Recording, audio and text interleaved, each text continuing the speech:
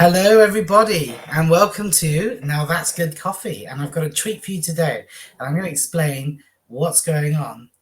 But let me ask you this: do you like a good story of ghosts and things? Okay, all is going to be revealed. Yes, I have a guest with me today. Her name is Jennylyn.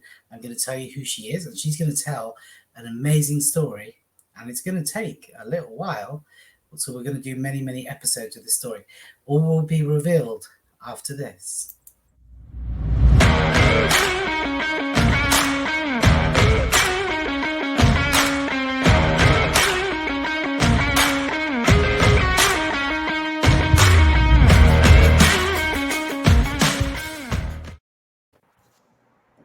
Hello. So, Jennylyn Glebe, I have with me today, and Jennylyn has her own show called Conversations with Jennylyn. And I'm going to show you a little bit about what she does in just a moment, just so you can get to know her. But why is she here with me today? Well, we are going to begin today a series called True Stories on Now That's Good Coffee. So I hope you got your coffee with you. I've got my coffee, and today I always tell you what I'm drinking every day that I'm on the show, that I'm doing my thing. And today I'm drinking the K-Cups. And you've got the K-Cups too, haven't you, Jennylyn? I do, and they're the best. Yeah, absolutely. And actually, I'm not going to take a sip because I finished it. Anyway, yes. What were we going to say about the K-Cup? Sorry. I was going to say, I have more than one cup every day. Yeah, and if I could, I would have more because it is the best coffee. I think all my friends are getting ready to get hooked on it. Yeah. Oh, yeah, for sure. It is great. It's great. That's why we call it Now That's Good Coffee. And on that note, I just want to say, I want you all who are listening to stay tuned because I have something very exciting to tell you. But you've got to follow my instructions. So here's what's going to happen. So Jennylyn's going to tell a story. We're starting today. And this is episode 1. This is season 1. The whole season is Jennylyn telling the story of her friend, which we'll talk about more in a second. And it's going to run over many episodes. Now, you're going to definitely want to hear the rest of the story. So number 1, subscribe so that you get the next episode. You don't want to miss the next episode because you're going to get really hooked on this, right? I've heard little snippets and it's really kind of interesting to listen to. Okay, so that's number 1. Number 2 is I'm going to give away a free bag of coffee at the end of this season, right, to one lucky winner. And in order to qualify for that, all you have to do is comment in the comments down below, comment true story, right? Just true story, and just do that, right? So I hope you're listening because there'll be people that wish they could have a free bag of coffee, but they don't know what they have to do, right? So you comment true story in the comments. And at the end of the season, I'm going to do a lucky draw, and one lucky winner is going to win a free bag of coffee. And there's no shipping charge or anything. I'm just going to send it, and you're going to get a free bag of coffee from Now That's Good Coffee. Okay, so back to Jennylyn, and she's going to do most of the talking in just a moment. Okay, but first of all, Jennylyn, she's a dear friend of mine, and I'm going to tell you about what she does, but she has a friend, and she told me her friend is called Lizzie, and Lizzie has an amazing story that Jennylyn has been gathering this story because Jennylyn, as you'll know more in just a second, she's an interviewer, right? She interviews on her show, more about that in a second. But, so she's been like talking and gathering this story, gathering this information. She's great at extracting information. And now she's got this story to tell, which Lizzie don't want to tell herself because, it's delicate, and like it's something that she doesn't want to like come out of the closet with. So Jennylyn very kindly is going to tell the story on her behalf. And I think it has a victorious end, but we'll find out, because Jennylyn's going to tell the story. I don't want to steal any thunder.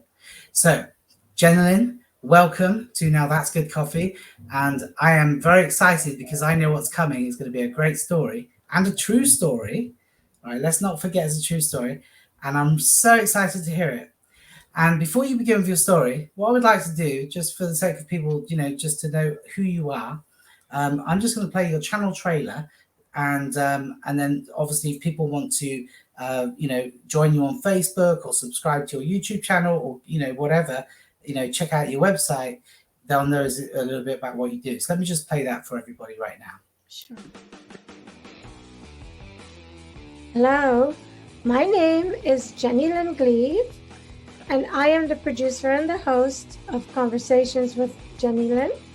When a conversation is all you need to be inspired, I recently added a podcast to my television show, and I have been so fortunate to speak with some of the greatest minds around the world, which have included doctors, virologists, scientists, Supreme Court judges, mayors, doctors, and so many more. And I have been incredibly inspired by each of them. Please subscribe to my channel and stay tuned for more fascinating people that will be joining me on Conversations with Jennylyn, both on my television show, on my podcast, and you never know which fascinating person I will be having a conversation with who may have a message for you. So stay tuned that you do not miss any of them. And thank you for watching Conversations with Jennylyn. Okay, so it's a great show that you have, Jennylyn. You interview some amazing people, and I enjoy listening to that. So I do hope that people go and check you out and check out what you do. Okay, so let's dive into it. Let's find out. Um, let's find out about the story. So, 20 years of torment and alchemizing darkness is what we're going to call this series. So, Jen Lynn, I'm going to turn this over to you. Like, where should we start? When does the story begin? Thank you, Jamie, for having me on your show. Okay. Lizzie and I grew up together. We grew up in South America in a small town called Mabaruma, which is on the very northwestern tip of South America. And we have been friends forever. I am telling this story because that's what I do. I have conversations with people from around the world, all walks of life, all types of people, religion, ethnicities, because I think I have a gift of telling stories. And my friend Lizzie is not as outspoken as I am. And also, she, because she's the one who's had this experience, doesn't really feel comfortable talking about it to the public or to the world.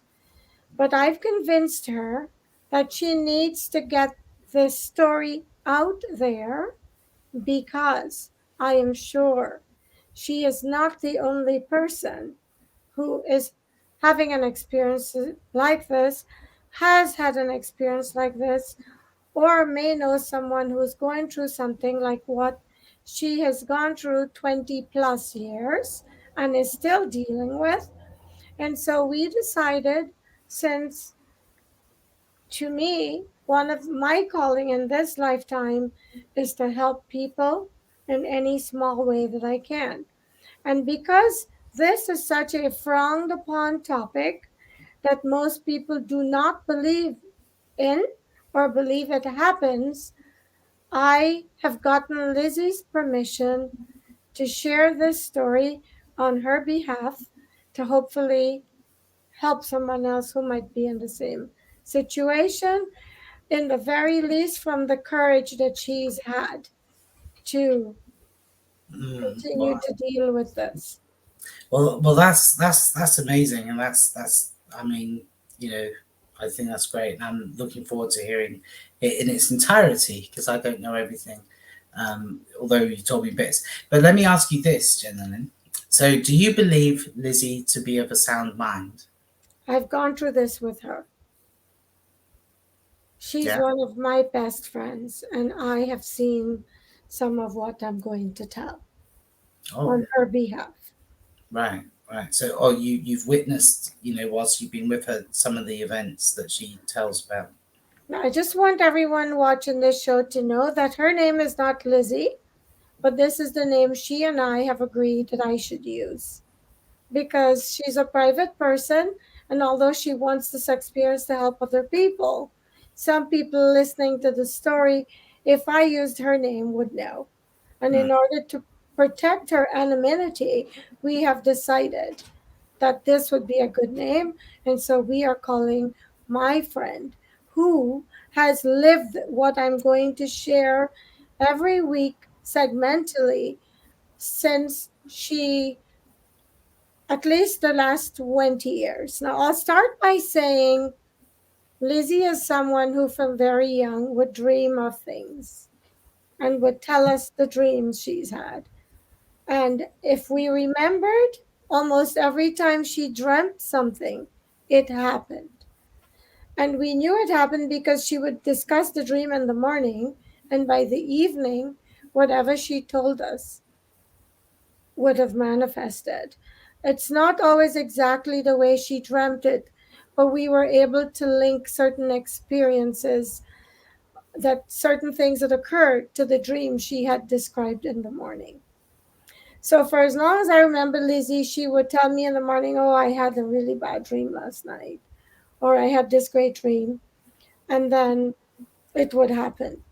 I remember when we were back in high school, one morning we were walking to school and we found a gold ring. It looked like a man's ring on the way to school.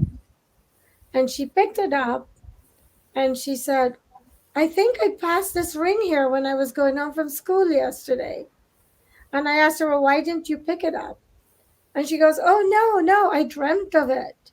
I dreamt that I saw this ring." So we picked the ring up, we took it to the principal of the school, and she announced to the school.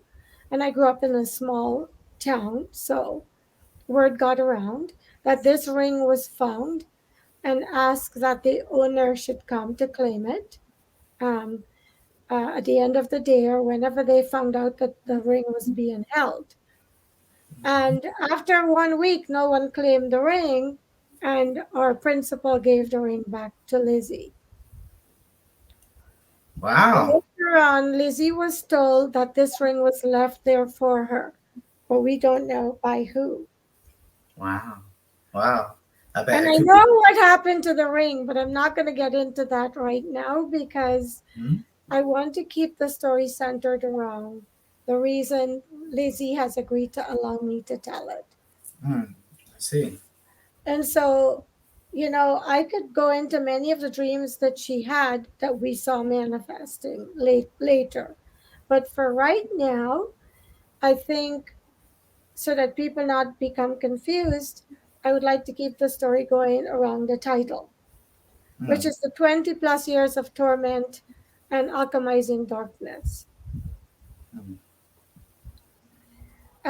Lizzie got married and moved to a foreign country.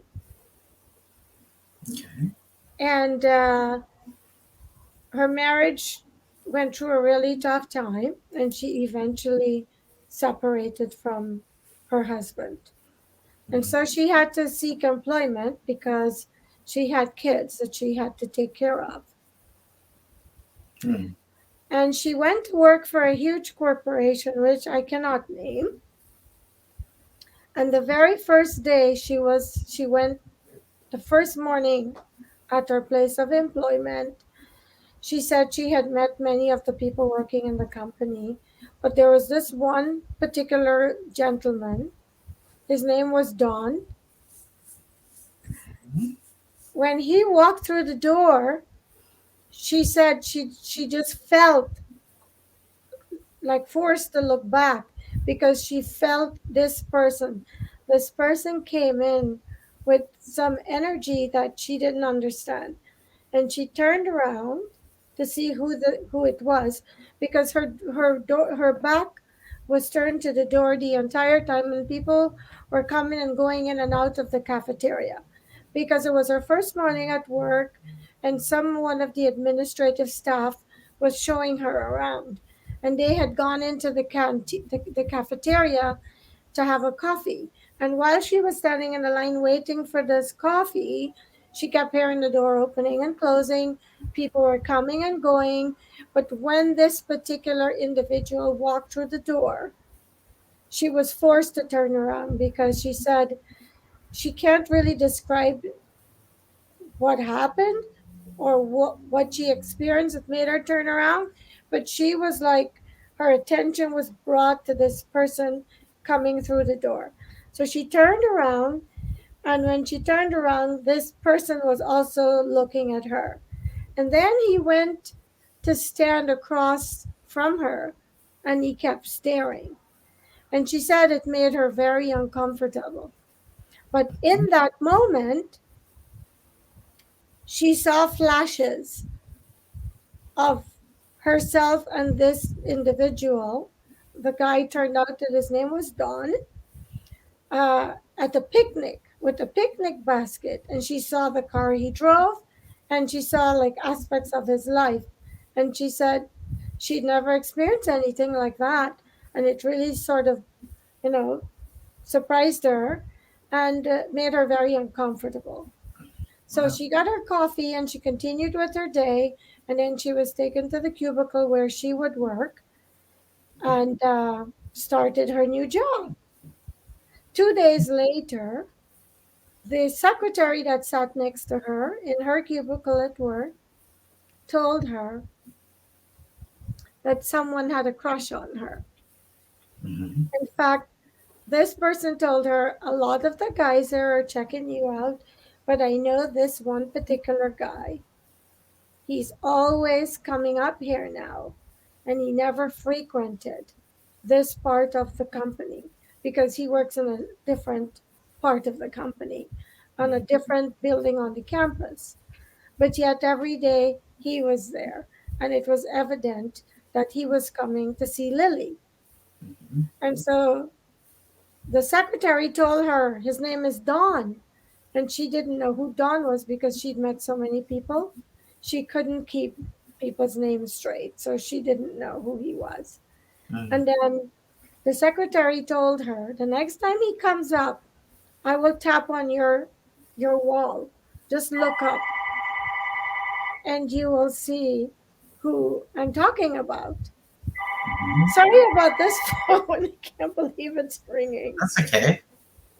I can mute you for a second if you want to answer the phone. So anyway, Hmm. a couple days later, she banged on the wall, and when Lily looked up, it was that same guy who, when he walked through the door, she felt his energy. And she said, everywhere she went in this company, if she's getting off the elevator, he was getting on the elevator. And it started to make her uncomfortable. So she asked him, why are you showing up everywhere I am? And he told her it was telepathy. So that night she came home from work and she called me and she asked me, what does telepathy mean? And I said, I'm not sure, because it was also something new for me. So then we checked it out and we understood it means like you have some kind of a telepathic connection. This is what, Yeah. at least that's what we understood from what we researched.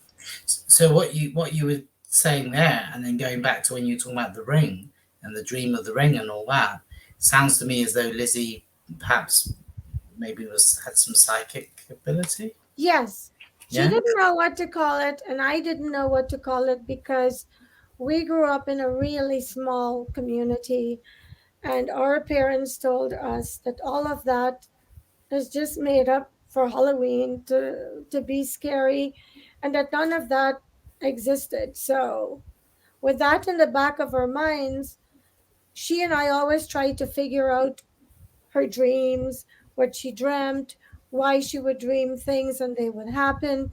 Another thing she shared with me frequently is she said when people died, everyone else slept well at nights, but she couldn't sleep because she would feel the the dead people's energy around her. And she'd even be afraid to go to the restroom. And she confided this in me because, you no one would resonate with this. If you told them, they would totally think you're crazy. I used to think she was crazy, you know, but because I knew her so well and I knew she was a really credible person, over the years, what she was sharing with me, I started to see it because of how close we were. Yeah, certainly. So back to her job. So this gentleman told her that it was telepathy. Shortly after she started at the company, she had a big birthday and she was turning 40. And she wanted to have like a big birthday party at her house.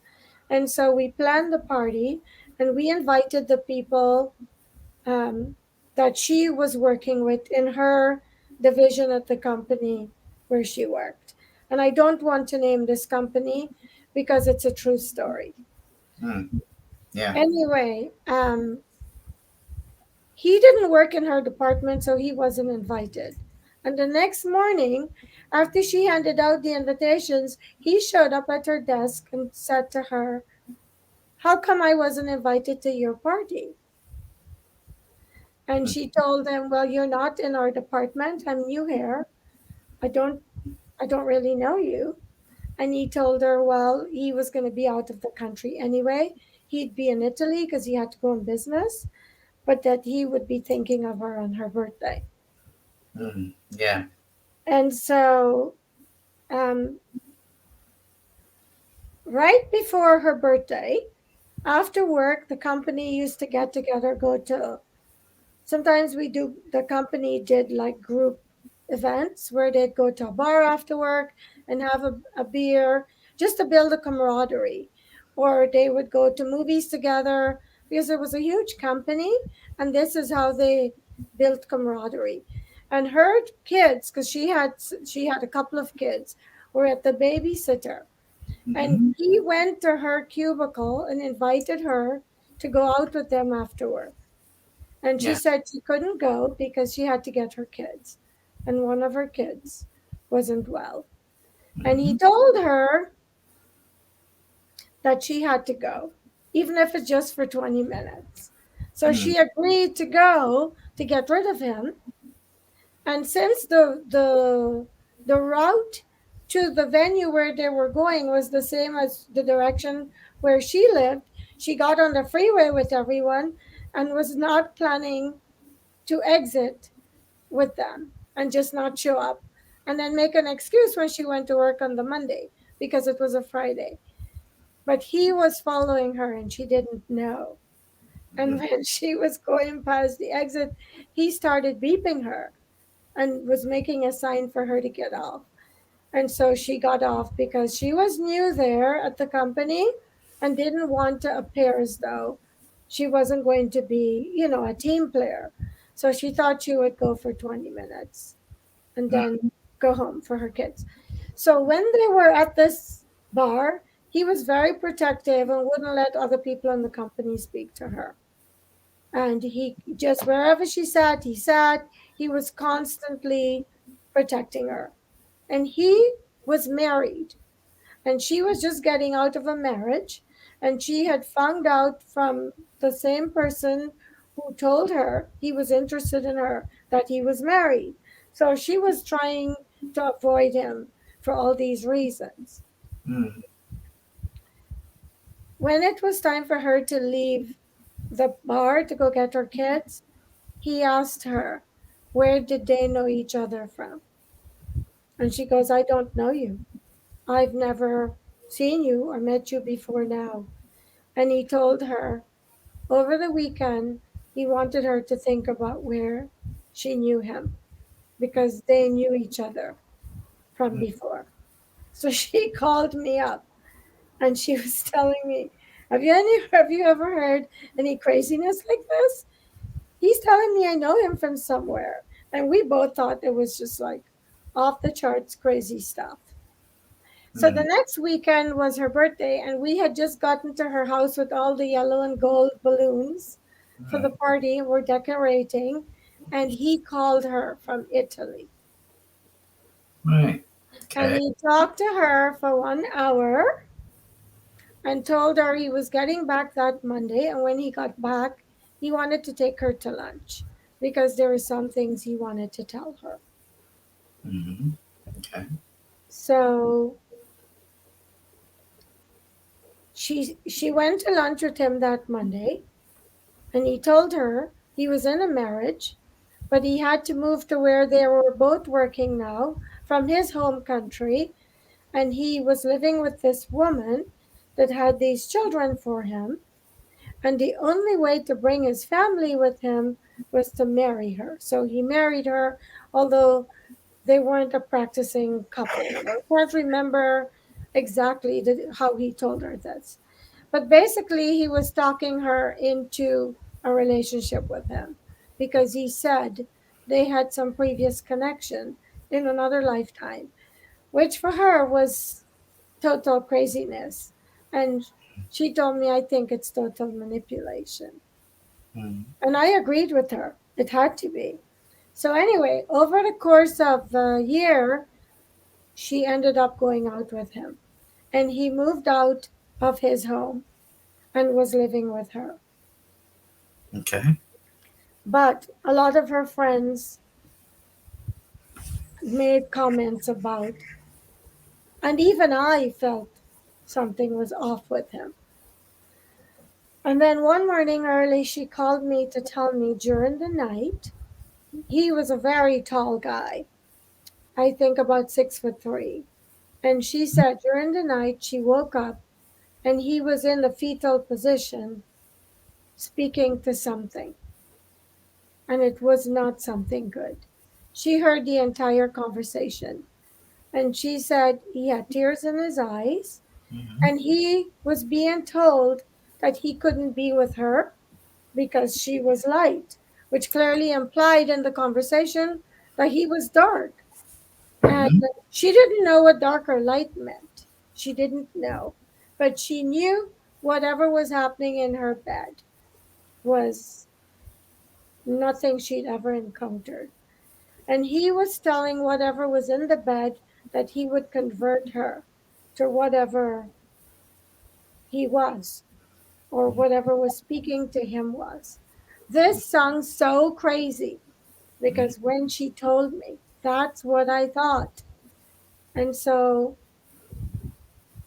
when he woke up and she told him what he heard, he tried to act innocent. He tried to deny it. And she told him she couldn't continue to see him Right. because the experience was so overpowering and what she saw was so frightening Mm-hmm. that she called her ex-husband and told him what happened. Did she tell you what, maybe anything that was said? Yes, he was being told that he needed to break up with her because she was light and she was good and Mm-hmm. that they couldn't be together because she might try to pull him into the light. And he said, no, no, no. I'm halfway there. I'm going to bring her to the dark side. She Wow. heard him say those words. And was he like talking in his sleep, or was he awake? And He did, looked like she said, he looked like he was in a trance. mm, Um, because when he stopped speaking, and she said she felt so much fear in that moment. There was something there in the bed that made her feel very, very cold. And so she broke up with him. But when he first met her, during the time that he was trying to get involved with her, and he told her that, uh, asked her where they knew each other, he told her he had a relative in his country who was a practitioner. She practiced light and dark arts, and that she taught him how to do whatever that was. And she told him never to use it for dark, never to use it for evil. And all of this stuff was so new to us. We we just thought it was a bunch of mumbo jumbo and laughed at it. But he asked her if he could get a piece of her jewelry one of those times when he was going to his country because he said that aunt could help them figure out what lifetime they were together in or help him to understand why he knew her so well even though she had just met him. And so he took her ring with him, mm-hmm. and now it's believed he didn't use it for anything good because what is to come in this story as we continue with it. I Yeah. don't know how much time you want to spend on each segment, so I don't know if I should continue on with the story. Oh, well, I mean, we're at the 30-minute mark, so it's funny you should ask. And like I think 30-minute episodes maybe, so we can maybe pick it up next time. But I think this has worked out well because what I see happening is now things are starting to really kind of take an interesting turn, right? And this whole story, as you've been telling it so far, it's been like laying the foundation, kind of getting to know the people in the story, be it a true story, sort of, revealing the kind of, laying it down.